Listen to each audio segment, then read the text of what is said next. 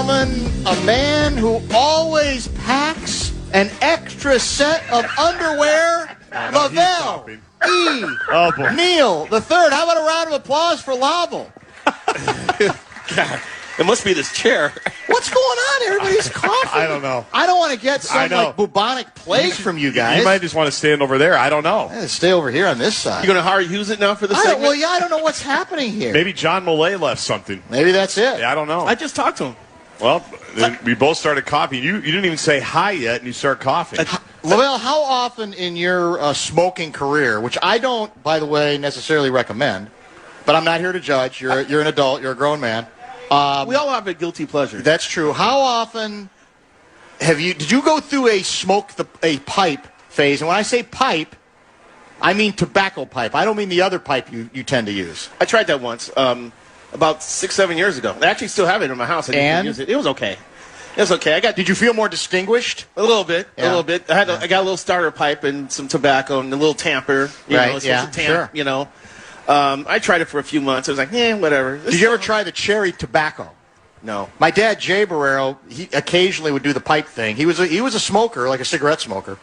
But then eventually, it was every once in a while, I'd try the pipe, and there was this cherry tobacco, kind of had a cherry scent to it. And in those days, as a kid, you're so used to it, you don't think twice about that smell. Yep. Now, I couldn't last a 16th of a second in it.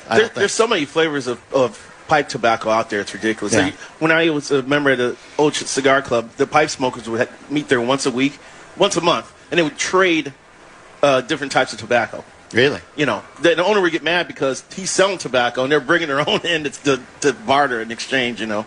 So, wow. Any pipe smokers out there? No. Couple. There's a couple. Cigars. I heard cigars. There you go. Well, plus they're saying what kind of pipe. I mean, it's, come on. That's true. You know that. Yeah. Let's be realistic. Are you old enough to remember press boxes with just oppressive tobacco smoke from the smoking writers? Because I am, and it could get. I remember one time at the Rose Bowl and having a horrific migraine.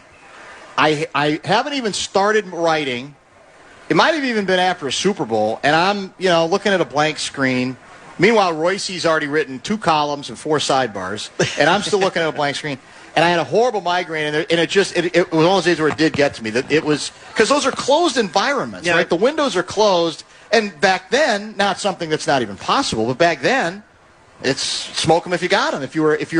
It was almost part of the image that if you're an ink-stained wretch newspaper guy, you had to smoke. Right. Whether it was a pipe or cigarette, cigarettes. And there was beer in the press boxes, too. There was everything in the press box. Yeah, no, that was a little bit. I was born too late. I started covering ball in the mid-'90s. I covered the Kansas City Royals for 3 years. Yeah. And there was no smoking in that press box. So a couple guys, Tim Laundrie does it. He has a cigar that he puts in his mouth but doesn't light. And you'll just get the flavor from sitting in his mouth. Or does he just like the aesthetic?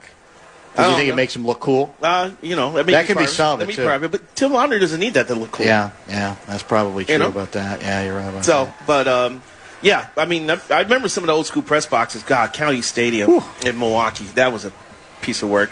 Old Tiger Stadium. But Milwaukee was hilarious because Bud Selig would make an appearance once a game. And they actually were cooking brats in the back of the press box. That was one of the best things about County Stadium. Maybe the only good thing about County Stadium. And him and Tom Hargicourt, remember Tom Hargicourt, right? I do. They would start arguing about players, and Hargicourt says, "Get rid of this guy. He's horse bleep." And he's like, "Bleep you, Hargicourt." And I'm sitting going, an owner like jawing with one of his writers. That's rare, because now it's hard to talk to a baseball owner. Who was the guy when Selig was commissioner? Who was his right-hand media relations guy? He used to be a writer. Rich Levine. Yes. I got some of the most vicious, angry phone calls and confrontations I had. Because I would write something, I don't remember what I wrote, and Bud was livid, but then the Bud approach would be, he didn't approach me, he had Levine approach me, and I got phone calls. I mean, it was bad for a while with me and Bud. I did a radio bit, I can't remember which station it was, but Levine was listening, and it was me and Jim Bowden going at it over the strike from 94. And as soon as I hung up, the phone rang. It was Levine. He was mad at me because it's a player's fault because I did this. Blah, blah, blah. I was like, wow, man, you're listening to that goofy. It was a national radio show. I can't remember what it was. But I've known Jim Bowden for a long time because the Twins also used to play the Reds in spring training. He's sitting there. He'd bring his son in the press box and right. stuff. So, but, yeah, that's the only time I had Rich Levine get mad at me. He used to be Rick Cerrone from the Yankees, who would be a little funny. He's the editor of Baseball Digest now. I actually have to write a story for him. I'm trying to think who this would have been. This goes back even further. I'm like a fairly inexperienced baseball reporter at this point in Atlanta. So I didn't cover the team, but occasionally on weekends I'd fill in for the regular beat guy, mainly on home games. And I don't remember who it was, but it was a very upset for somebody who was pretty new to it at that point. I asked, I think, a fairly stupid question. I don't remember what it would have been. I'm in the visiting locker, clubhouse. Mm-hmm. And it's very, how do I describe the intimidation of the setup here? There's a manager, but I don't know who it would have been. Were you talking to a manager or a player? I'm talking about a manager.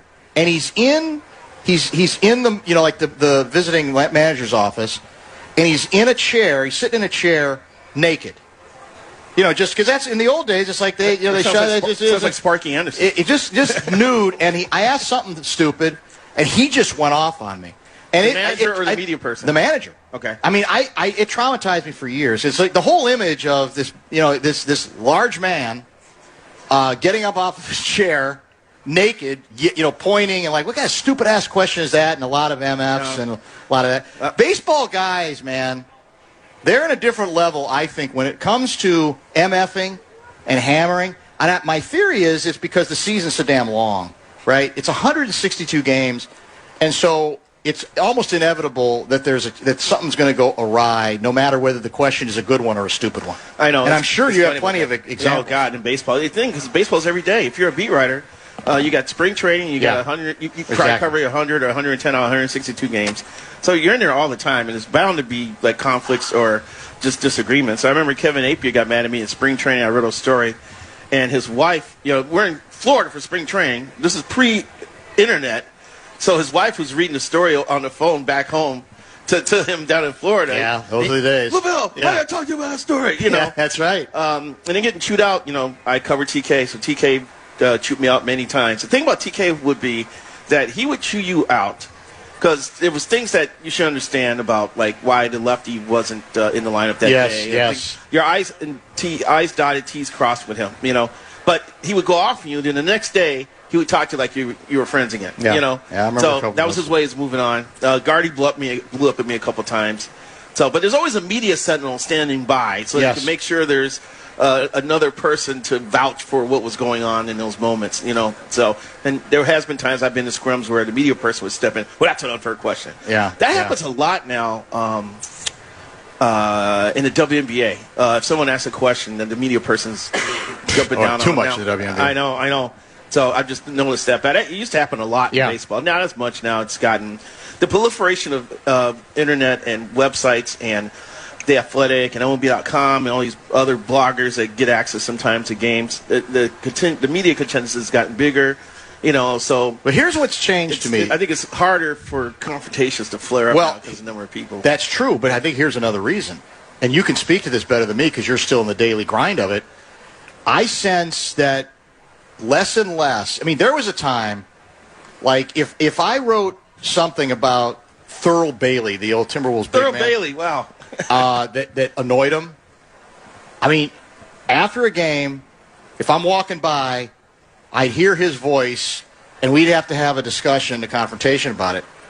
I don't think anymore, most of these guys, I bet you Anthony Edwards has never written or read a word you've written. Because I don't think that the business has changed so much that I just don't think the players anymore, they're only interested in what national ESPN guys might say, not so much what's been written. I don't even know if a lot of them know that there's such a thing as a beat man covering a team. They may know that, but I don't think they read the stories in the daily Metro newspapers the way that they used to. No, they don't. They don't at all. In the NBA now, teams actually protect those players, I think, more than ever. Anthony Edwards does not do one-on-ones anymore. That's one thing. That's long. And that's going to transfer over to LaMelo Ball now that he's here because I was just doing some research on him for something I'm supposed to be working on. And the beat writer for the Charlotte Observer told me he could have one sit-down with LaMelo the entire 5-6 years he was there. I believe it. The access is different now. Like, I hear the Oklahoma City Thunder doesn't even let reporters into the locker room after games. Yeah. So that the whole team is just shielded from that stuff. Chris Hine did a book on Anthony Edwards. I guarantee you Ant has not read one page of that book. No question. I don't even know if he has the book. So that shielding and protecting is big. And if an athlete wants to say anything, they'll go to social media. They can go directly then their own account or have somebody else do it for them. I just don't think they get offended the same way because they don't feel like, well, if I'm going to get mad, it's going to be something Shams said that annoyed me, or maybe Stephen A. Smith, something he said in a broadcast. But once upon a time, man, everybody knew, and especially in baseball, everybody knew every day what people wrote. Every day. Tell you something funny. Sergio Romo, remember when you pitched for the Twins for a couple years? There was a game, it was during COVID, and there was a game where he pretty much almost started a brawl because there's no fans in the stands. So this was a time where you could hear everything that's going on. You could hear the umpire yelling at the benches. Miguel Cabrera talks from the first pitch to the last pitch. You could hear him yapping about stuff going on the field. And there was a game against the Royals, and Romo came in and shut him down. And he started going, yeah. And the Royals, 5 Royals players were at the top step screaming and telling him to shut up, and Romo screaming back at him. And I mentioned it in the paper. And you just chronicled it. 1:30 in the morning. This is the next day I'm going on social media. But at 1:30 in the morning, Romo slid into my DMs and went off on me, and then slid out of my DMs. And I couldn't even respond. Right, So next day I'm telling Dustin Morris, hey, if he wants to talk about this, I'll go down and talk to him. But no, that was his way of retaliating, and now he was done with it. Not surprised. Yeah, it's a whole different world in that sense. Yep. Let's say on schedule, Lavelle on location, Great Minnesota Get-Together, day number 2. Don't forget we're out a little early today at 6. Vikings preseason finale. Our pregame coverage on the Fan out of Denver begins at 6 o'clock tonight. We've got plenty of time and a lot more stuff to get to with Lavelle, maybe his reaction to the big McCarr contract news and what impact it might have on the Minnesota Wild. We'll get to some Viking stuff, too, and the end of his favorite baseball team. It's imminent right now, your Minnesota Twins. It's the White Sox this weekend, right? That's right. Yeah, Division-leading White Sox. That's true. Hard to believe. Walker Jenkins is here, though. Yeah, that's gonna solve us, save everything. People on social media believe that it is. That's you know what that is? Desperation, because they can't. Well, there's nothing else for them to grab onto right Buxton's hurt, so they've got it. There's a pathway for him to play. Is that right? I know, that's a surprise. That's a major surprise to many of us. Back in just a minute here at the Fair. This is Bumper to Bumper live from the Minnesota State Fair on the Fan, presented by Mesh, Besher, and Spence. No top 5 at 5 today, but if we did, and it always, it's by Gutter Helmet, presented by Gutter Helmet MN. You never clean your gutters again. GutterHelmetMN.com.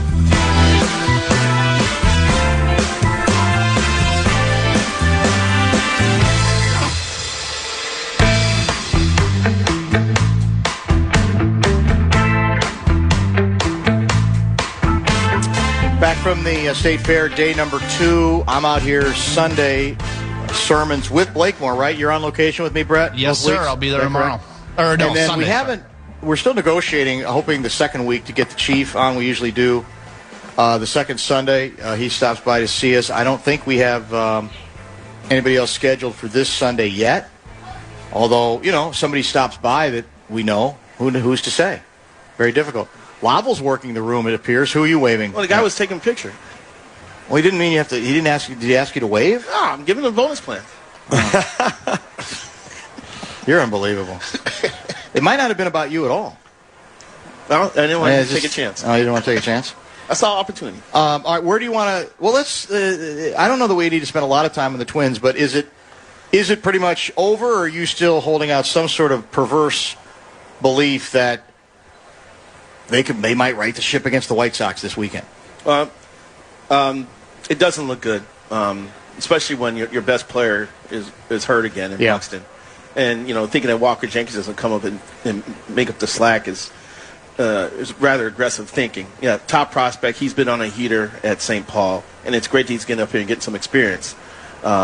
This to me, you look ahead to 2027 with him more so than what he does over this next month of the season. But he's got a lot of talent. He can play out all three outfield spots. A well-built human being. I met him at Twins Fest. He's all 6'3", 210, broad shoulders. You know, his swing looks a lot like Joe Mauer's. Some other Why do you want to do that to the kid? It's true. I'm comparing him to a Hall of Famer. First ballot. Some other people compare him to Kyle Tucker because they're both the kind of the same size, but the swings are a little different. But it's going to be cool to see him get his time in. Now, Kalen Culpepper has come up and has played well. Of course, the bar was not defensively. He's playing better than the two guys who are playing before him. Yeah, but there's a couple plays that didn't help us the last few days. Kreidler, but a couple of home runs that helped. Yeah. Although they lost the game in which he homered. Who's the Yankee with errors, has committed an error, and is it 6 or 7 straight games now? Like the first time it's happened in like 100 years in Yankee history. You know what I'm talking about? Is Volpe playing for them again? I can't remember who it is, but I saw the highlights of it. Literally, it's either 6 or 7 consecutive errors, always at shortstop. Good Lord. Mostly on ground balls, and then one was like a pop-up where he was going down the line and he didn't hold it. The rest of them were ground balls. I started feeling sorry for him. It was a little scary, especially if he's playing in that town. Yeah. That you don't think they're very forgiving? Oh yeah. In New York? Oh yeah. They'll kind of forget. Let's move on to the next. They'll console. No, this guy's a bum. No, he's struggling definitely. George Lombard Jr. Oh really? That's it. Oh man, it's too bad. Father, great guy, great human being. And he was once a top not doing prospect. him much good right now. First Yankee with an error in 6 straight games since 1921. Since 21. Think about it. That's over 100 years. 105 years, yeah. Well. That's bad. So, it's unbelievable. But, the Twins thing, too, is just that, when they get hitting, then the bullpen blows it. And when they get a well-pitched game, then there's not enough hitting. It's not synchronizing right now. Now, crazier things have happened in baseball over the last month of the season. Teams have blown 4-game leads at the beginning of September. Other teams have gotten incredibly hot and found a way to get in. They're playing a lot of division opponents this month. Which either ends it or gets them. Right. I think aren't we 4 out of the last wild card spot? Now we also have 4 teams in front of us. And that's the issue when you're trying to catch people is that it's okay if you're behind one team, but now we have to leapfrog. Right. You need 3 teams to fell in front of you to make that happen, and that just doubles and triples the challenge for the Twins. You grew up a White Sox guy, right? Southside guy? Southside guy. Dick Allen was my first baseball hero. Richie Dick Allen. Yeah, what a hitter. Number 15, swung a 40-ounce heaviest bat in the history. I mean, it was like it was unbelievable. Yeah. Bob Boone, when I covered Bob Boone when he managed the Royals because he played with Richie, he said he's the only guy that could come in hungover from the night before and hit the first batting practice pitch 430 feet. Yeah, but that was Richie Allen. Do you remember Doc Ellis, the pitcher? Yes, I remember Doc Ellis. Didn't he have an LSD game? I think he said, was it a no-hitter? I don't know if it was a perfect game no-hitter, but he claimed that afterwards at the time. He took LSD the night before the game. Yeah, that's true. Yeah. That's true. That's back, when baseball had a drug problem. Willie Mays Aikens and some of those guys. Baseball was baseball. Yeah, right. Yeah, when fights were really fights, not just let me run up and hug you until everybody pulls us away. It was like, no, I'm going to knock you out. So, good old days. Yeah. Pure baseball. Well, it is, it's interesting to see how long have the White Sox been, not just bad, but historically bad, and actually see them be representative. We haven't had Bozich on forever. We probably should if they actually make the postseason because he's a Southside guy who's just obsessed with the White Sox. And now that he's retired, he's a guy who literally watches every game, start to finish, goes to several games, goes to Comiskey, the new, whatever we're calling it now. What is it called now? Guaranteed Rate Park, Is that what it's called now? Yeah, I think I still call it the new Comiskey. Whatever the case may be. Now, he's Southside. Reinsdorf he was another Gary stadium. Guy, but what's that? Reinsdorf wants another stadium. Oh, speaking of arenas and stadiums, what is the update on the Hammond Bears? Is it going to happen? I saw, who was it, the commissioner? Who said basically, hey, Illinois still got a shot at this. And is that just him basically trying to, play good cop? Where is the state of Illinois going to come up with money? Well, I don't know. That's the fair question. Chicago's broke. Illinois is broke. The state has stolen from its pension fund in the past to balance the budget. That's happened, I think, twice in the last 20 years or something like that. I don't know how, but, people come up with money at the last second. Right. And I got to imagine there's legislators going, man, we really can't afford this, but as soon as Taylor Swift plays in that new Hammond Stadium, we're going to watch all our revenue go across the border, and we're going to feel like idiots. Yeah, that's true. That's why I think at the last second something's going to get done. You think something's still going to get done? Yeah. But I'm telling you, man. I don't think they got enough people with enough power to get stuff done anymore. The money. Mayor Daley would get it done. Yeah. You'll agree? Yes. The original Mayor Daley. He'd find a way. He'd knock some heads if he had to. Jim He'd get it Jim done. Thompson, the governor. Jim Thompson might have. Yeah, you're Jim right. Thompson would get it done too. You might have. Did he go to prison? How many? Wasn't there a stretch where like 5 of the 6 previous Illinois governors all were in the penitentiary at the same time? No, I don't know if at the same time. Otto Kerner. There's a bunch of them. Blagojevich. He got pardoned by your guy. Yep. Lake Ontario guy. Yeah, that's right. Yeah. There's been a few. There's actually an independent ball team in Joliet. Mike Veck's son actually operates it, and they have, on their menu they have sandwiches and food named after the guys who've gone. You know what we haven't? You know what that reminds me? You know what we haven't had on Guardsy in forever? I don't even know how he's doing. Lester Munson. Oh, wow. Yeah, long-time writer. Chicago original, and, long-time investigative writer. He was for a great. while. He was Sports Illustrated. He did pretty much everywhere. God, what a great guest he was. He had some great stories about I always love how you bring some of the Illinois guys in. I remember when I first moved here, and you would have Jim Tillman on. I was like, Jim Tillman. And so wow. I used to watch him Jim Tillman. predict the weather on Legendary Channel 9. guy. Yes. Yeah. Wasn't his nickname like Big Cat or something? I don't remember his nickname. He had some kind of nickname. I just remember, like you, was a pilot too, I wasn't grew he? up Yeah, that's watching why him we give had the him. weather, but it was 9/11. The pilot, that his role as a former airline pilot that we used for his expertise at that point, and then he became kind of a semi-regular. And then he turned out he had like about 9 side jobs over the decades. He was a big music guy. He was great. Those guys don't exist anymore, Lavelle. No. They're really chill guys that are very learned and well-rounded. He had a show called Tillman's Tempo in Chicago. Well, you got to do the alliteration. Tillman's Tempo was perfect. Yeah, I love Tillman's Tempo. Yeah, he was great. That's true. I hope Lester's doing well. I don't even know. The unfortunate thing, Lavelle, is everybody keeps getting older. I know. That's what's tough. I turn 61 next month. Are you sitting? Are you serious? Yes. I feel like we just talked about your 60th birthday. It was last year. Well, that would be last year. I know, but man. I went to Vegas. You think he's milking it too much, or? No, I just that year just erased. You're going to be 61. Yep. Man. Just think about that. A year and a half from now, I can start drawing Social Security benefits. Well, what did Jimmy tell us? He's 67? 67. Yeah, he's 67, because that's how old I was. He's not that far behind me. That's true. You're a young buck, You Lavelle. refuse not to work. Well, so far, I mean, that can change. But does this really work for you, though? No, well, it's. Are you kidding? This is heavy lifting. This is like doing. We're grinding this right is now. jackhammer stuff. We are grinding. This is jackhammer stuff in like 102 degrees, humidity. 3.5 hours? Come on, man. Three Are you today? serious? You think this just magically happens? But this is why you have 9 guests on every day to help you get First of all, we have fewer guests than anybody. Well, I know. I shouldn't say that. Common has very few guests. Yeah, it's about to get busy. PA's got a bunch. Yeah. The only time of the year where we're busy on guests is football because we need them. I should say we need them. We want them. Yeah. We don't need them. And the fair is the fair. And the fair is the fair. It's different. Yeah, I mean, But you do a great job of incorporating the text message line and well, yes and no. And inbox. Thank I you, would but say yes it and no. depends on the day, Lavelle. Depends on the day. I can lose control of that. Depends on But you allow yourself Well, to get sometimes going. I do You allow because yourself it to get is going. it's built. It's inspiration for me because I need the juice. But then some days, what I don't know is you've lost control of it because now it's gotten into you so much that you're not going to hear anything Guardsy says the next time he does a letter. All these people lean into that, though. They lean into it. Yeah, that's part of the deal. You can't run from it. That's very, very true. We need one more break. Don't we? Let's do it. Yeah. We'll come back a little more with Lavelle E. Neal III, maybe some football conversation, training camp. Hockey. Well, so I guess I should say preseason, wrapping up tonight for the Purple.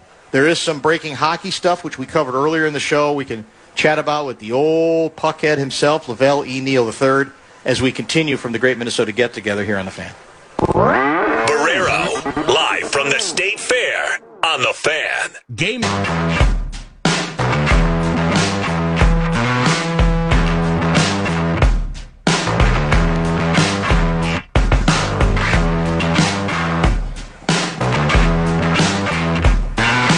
Well, I didn't actually hear it, Blakemore. Did you hit the sounder you need to hear? All right, stand by. Hang on. Come on, man. This is It's the bumper to bumper show around. Radio. It's American pressure. Come on, it's American pressure coming through at the end of each and every program. You know he's got a soccer game around. on in that studio. That's sad but true. It's either that or like a video Sad, game but true. thing. Yeah. I always open the door to our production room when he's in there very violently because he's always watching something weird. Yeah. And I just jar him. He can get distracted. Yeah, There's happens. no question about It that. happens. 100% true. Outstanding guest lineup today on location from the fair, starting with Lori Fisher, who joined us at about 3:30 to announce her new stand-up career. That was among the highlights to our conversation with her.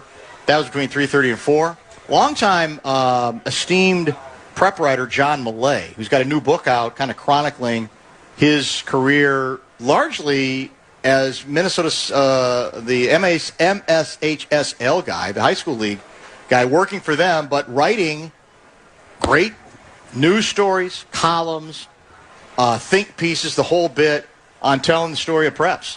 And the new book is, it's already, I think you can get it. You can order it via Amazon now. We had a nice discussion with him about the book and about his life now relatively in retirement. And, of course, Lavelle joined at the beginning of the 5 o'clock hour.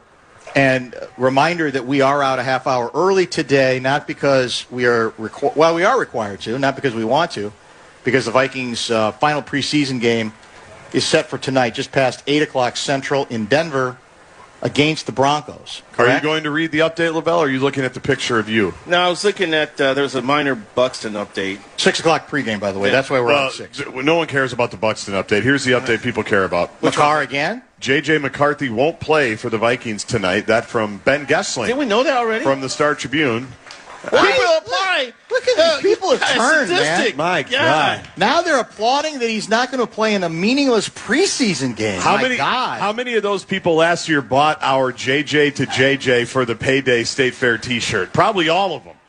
And 365 days later, it's done. Here's Gessling. I'll just give you the report. They'd worked the past 2 days to get him back from the ankle injury he sustained against the Ravens on Saturday, but McCarthy ultimately wasn't comfortable enough with how his ankle felt to play against the Broncos. Gamer. The team isn't concerned that McCarthy's injury is a long-term issue, but his performance, however, might be. But he won't be on the field tonight. Oh, it's unbelievable. Was it at Brosmer Bungalows tonight? Well, you know, Yeah, or Wentz Winnebago. it's a discussion we should have some time with the Paul Allen Project, because I heard him this week, and he was bewildered, he seemed, by what he thought was the viciousness of, for example, what we just heard. That was applause. unbelievable. But what I want to say to him is he's been in this business, I think, now long enough to understand that it ain't personal. J.J. McCarthy, when you're in the highly visible role of supposed to be the franchise, the quarterback of the future, you're a symbol. So when people get sarcastic, when they get vitriolic, when they get vicious, I don't honestly think it's because they want to stick the needle in J.J. McCarthy. It's what he represents. And look, boys and girls, it's the big time. That's the reality of it. This ain't Division III. This isn't Little League sports. John Millay's not writing a book about it. Exactly right. Yeah. This is professional football, the most visible team in this town, and it's not even close. So people, part of the reason we spend as much time on this subject or on this team is people are madly insane into the story. So to be surprised that occasionally they're going to be a bit too vitriolic, I'm not saying I'm endorsing them getting personal with him, but I'm saying the idea that there's going to be some sarcastic shots like that applause. That happens. That's the deal. And if that's too much, if you're overcome by that, if you're overwhelmed by it, then you can't be in this business. No, you're right. You're right. It's come just on. amazing. I was at U.S. Bank Stadium the day he was drafted, and the euphoria that was going. And who fed the euphoria? People like us. Yeah. People like Paul Allen. I'm not ripping him. I'm just saying, if you feed that euphoria and you keep being told, natural leader, how many players told us? Everybody rallies towards him. Yep. People start believing it. So when the turnaround is, my God, we don't even know if they want to keep him. He's no longer even in the running for first string. He might not be in the running for second string. Then people are going to notice. I mean, it's just the nature of this thing. The other thing, too, is that, Kevin O'Connell Miles will copyright this phrase, quarterbacks don't fail organizations. Organizations fail quarterbacks. And giving him the keys to the car last year was a bad decision. When you had irresponsible. You had two guys who could have led the way and maintained winning. Yes. And both of them walked away. Yeah, and by the way, the fact that both of them walked away cannot be 100% just blamed on the guy who's not here anymore. Sorry. No, he may have his fingerprints on it, but stop pretending that the head coach isn't a part of that story. That's way too easy and lets him off the hook way too easy. But this is a mess now because this is his third year of his rookie contract. He's done nothing to deserve the fifth-year option to be picked up. That means next year is last year. And so what do you do? And yet cutting bait now, it seems it would be on the table at this point. Well, anything. I mean, again, I think here's what's weird. I've been pretty critical of him, but there's a part of me that says this whole thing is spinning out of control too fast. I don't obviously think they can afford to start him. Probably can't even afford to make him the backup. But the idea that he's just got to go away now, I also think that's a little bit, to me, that's a little bit reckless too. I don't know. Unless we're going to learn behind the scenes he's getting disruptive, or the agent has been all over the team, or somebody is ready to say, I had somebody come by over here earlier and say, well, if you're the Jets, wouldn't it make sense for them to be willing to give something up for McCarthy? And I guess that goes back to whether your scouts trust that there is something to be had. Who's that quarterback? Justin Fields? Fields, yeah. No, is it Fields? No, I don't remember where Fields is. Yeah. But again, McCarthy, you could say, if you're Gino, that's right. But again, how long is he for this world? He's 50. Yeah. So actually, he's not that old. But you get my point. He's not going to be the long-term answer. So I don't know. To me, there's going to be a second, and probably should be a second opportunity for him. But there is the possibility, Lavelle, that he's just not up to it, too. The other thing, too, is that the season hasn't started yet. How many quarterbacks have the Vikings burned through the last 2-3 years? A bunch. So things could happen that JJ may have to start some games for some reason or another. The McCarr deal is over. The average salary, this is the first time a player's over $20 million. And everybody wonders what impact that's going to have on Hughes.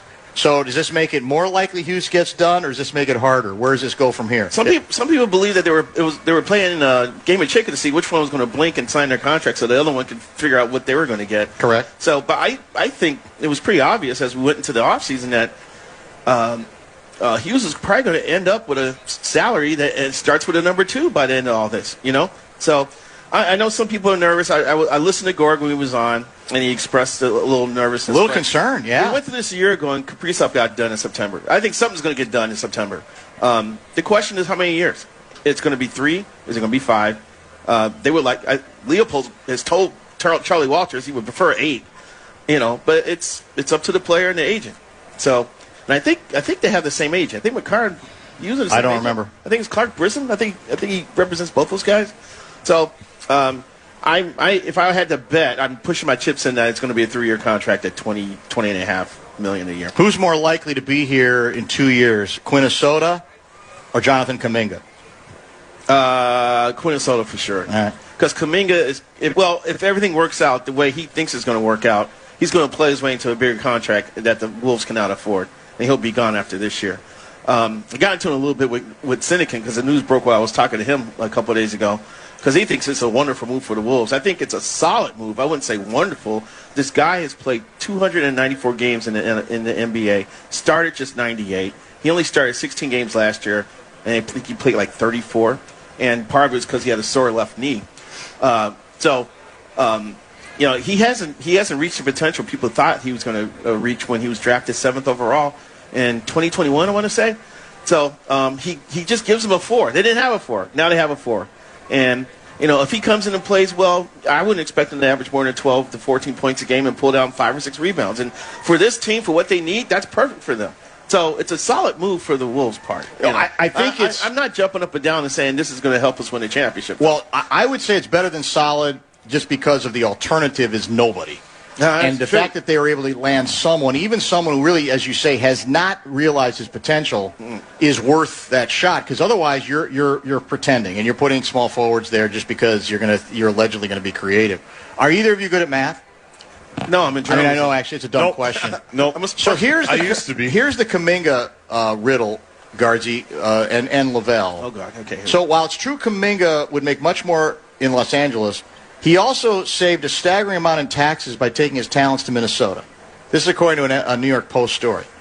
According to California's franchise tax board, they have a franchise tax board, Kuminga would have paid roughly $6.4 million per year in taxes on a $12 million contract. What? If he had joined the Lakers. he can expect to pay about $3 million in taxes per year on his salary with the Wolves. And this isn't a low-tax state by any any means. Yeah. But how about that? So, therefore, Kuminga saved about $3.4 million per year in taxes by joining the Wolves instead of the Lakers. Now, they say it's not saying that going to Minnesota instead of L.A. was the wise financial decision, because even with California's marked increase in taxes, Kuminga still would have made about $5.6 million per year after taxes on that proposed Lakers deal, and $3.2 million on his Wolves deal. But that opened my eyes. I didn't even know a tax franchise board exists in California. I'm going to have to look at that a little bit. What was that board when Ohtani signed? That's half the money. What was that board when Ohtani signed with the Dodgers? He's not paying many taxes. I think everything's like deferred. That's a good question. I don't know. That's one issue baseball's got to solve. Well, can you check those numbers, those math numbers? Do they sound accurate to you? The way they... Well, he's the wrong person. Is that including the 3 years, like the 3-year contract for the Lakers? I think so, yeah. Yeah, but also maybe what he's thinking is, I'm going to save some money, and I'm not locked into a lower number for a third year. I can go make more money after 2 years. He's got an option on the second year in the Wolves deal, right? Yeah. He can walk after year one. There's another component to this, too, is that now athletes get dinged for paying taxes in every state they perform in, so he's still got to pay some sort of tax that's when true. he goes out west. That's very true. And... one of the great advantages of working in Dallas back in the day, it still exists, no state income tax. How about that? I mean, and I got to believe teams have to use that with agents to say, look, we can talk about raw numbers, but look what you're saving. Take-home pay. Or taking home, given the fact that there still is no state income tax in Texas. That matters in Florida, too. The Florida right, yeah. Guys, that helps them out. So, and by the way, speaking of, aren't they going to get a new ballpark in Florida now? I thought the city council voted 4-3 in favor. There's votes for the state has voted for it, and the city has voted for it. Now so what's left? They have to get the bonds issued now. And they've been waiting to do this forever, right? The cost of the stadium? $2 billion, right? 2.4. Yeah. Well, they want it to be nice. Good Lord. Bagman would get it done. What's going to happen when we have to build another stadium in this state? Bagman. You hire Bagman. You give him, and you lure Lester you give Bagley. him whatever salary he wants. Bagley's unstoppable. He's undefeated. Oh, they needed a new arena, a new stadium. They got it. They wanted the draft here. He said, "Okay, we'll get the draft here." So the only thing he hasn't done is gotten us another Super Bowl. Did he get us the last Super Bowl? Can he take credit for the one? Yeah. You think so? Yeah, I think he can. I mean, that's a pretty good trifecta, to be honest. Super Bowl, draft, and I mean a stadium in which the state of Minnesota was there a Final paid Four there? for $500 million of it. That's never going to happen again. Was there a Final Four there? Has there been a no? Not yet. U.S. Bank 2019. Yep. Those days are over. Virginia won. You're never going to get that. 50% of that stadium was publicly financed. Think about it. Yeah, think about that. And I was reading a story about the Rays thing. The state's contributing $700 million, and the county is probably adding $80 million. So the Rays people are still going to have to contribute like 1 point. Here we go with adding 1.4, 1.5 billion. Yeah, we don't want to do much adding or subtracting on this show. I don't think it'd be very workable. That's for sure. Did you hear us talk early about Minnesota finding out the very first state fair got panned? 59, I think? Yes. It was only a 3-day event, and there was a speaker, the former governor from Indiana, apparently had like this racist tirade and drank and took all of his clothes off. What? Yeah. I mean, state fair history that we never talk about. Apparently, the first state fair, we have no explanation. Was it the booze? Was it something else? But he apparently stripped, gave this racist speech, and then left. Is Jake Lang one of his descendants? Well, you said it, not me. Send all your emails and text to Lavelle. Oh, boy. Yeah. Better late than not at all, or better late than earlier in the show. Roll into Vikings coverage with that. Yeah, that's. So the year that Teddy Roosevelt made the big statement about speak softly and carry a big stick, was that the one that turned the tide for attendance at the fair then? It probably gave him a good boost. Couldn't hurt. Couldn't probably gave him a big boost. It sounds like it was a more distinguished speech. Yes. Than the former Indiana governor. His clothes on. Who apparently died a year later of TB. What? Yeah. What a story. Being treated here. Dan in Minnesota found that nugget. He finds everything, man. There's a website called newspapers.com. I can't believe he found a newspaper from 18-something that. Yeah, he found it. It was a St. Paul paper, and the guy who wrote the piece panned, said it was awful. The exhibits were terrible. That the fair was a complete and utter disaster. And now look at it. Look at us. Now look at it. Look at all.